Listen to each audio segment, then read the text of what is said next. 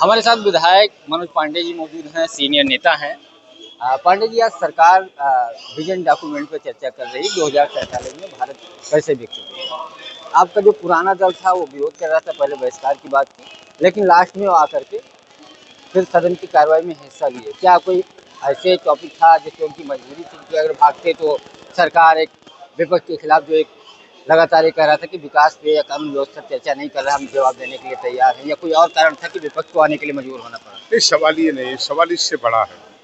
लोकतंत्र में वाद विवाद, पक्ष और विपक्ष दोनों रहते हैं। चर्चा से ही हल निकलता है। देश तो सबका है, सत्ता आती है और जाती है। जब 2047 के विजन पर चर्चा हो रही हो और जो भी सदन के माननीय सदस्य हैं चुन करके आए हुए हैं, उनको अपने विचार रखना, विचार के उनके तरीके कुछ भी हो सकते हैं, कमियां निकाल सकते हैं। अगर लोकतंत्र में विपक्ष नहीं होगा तो कौन चीजों को सचेत करेगा, लेकिन आकर के अपनी बात को कहना और जनता ने जिस चीज के लिए चुन करके भेजा है उस पर आकर के राज्य के विकास में अपनी भूमिका का निर्वाह करना, ये नैतिक जिम्मेदारी हुए। अगर इसे भाग रहे हैं तो इसका मतलब उत्तर प्रदेश और देश के विकास से उनका कोई वास्ता नहीं है।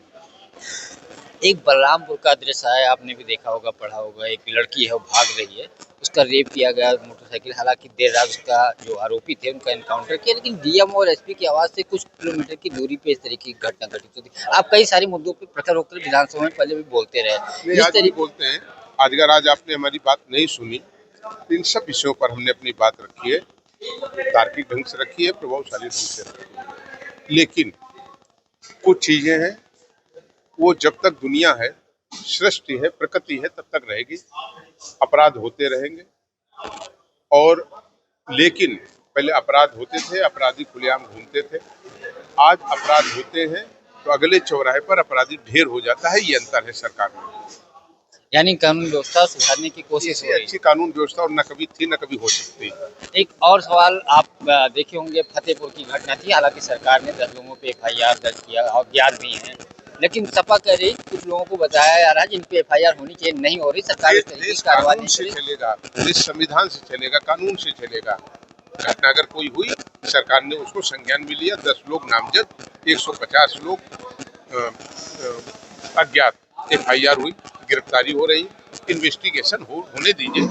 जो लोग इसमें संलिप्त हो गए, अब इसको क्या करेंगे? तो उसमें समाजवादी पार्टी के लोग ही निकले। आप ऊंचाहार में बहुत ज़्यादा सक्रिय में देख रहा हूँ, आपके कई सारे सोशल मीडिया पोस्ट भी आते हैं।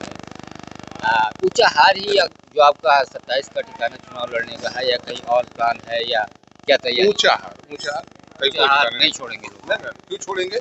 ऊंचाहार की जनता ने सम्मान दिया है, इस लायक बनाया है। ऊंचाहार की जनता की हम जीवन भर एहसानमंद है।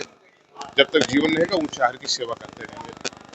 तो इतने हमारे साथ मनोज पांडे, जिनका साफ तौर पे कहना है कि जो विकास के मुद्दे पे चर्चा करना, पक्ष हो विपक्ष, सबको आना चाहिए। मतभेद हो सकते हैं, विचारधारा अलग हो सकती है, और विपक्ष अगर इस कार्यक्रम में हिस्सा लिया तो अच्छी बात है। और कानून व्यवस्था पिछली सरकारों की अपेक्षा में पहले अपराधी बचते थे, लेकिन अब अपराधी ढेर हो रहे हैं, ये अंतर है।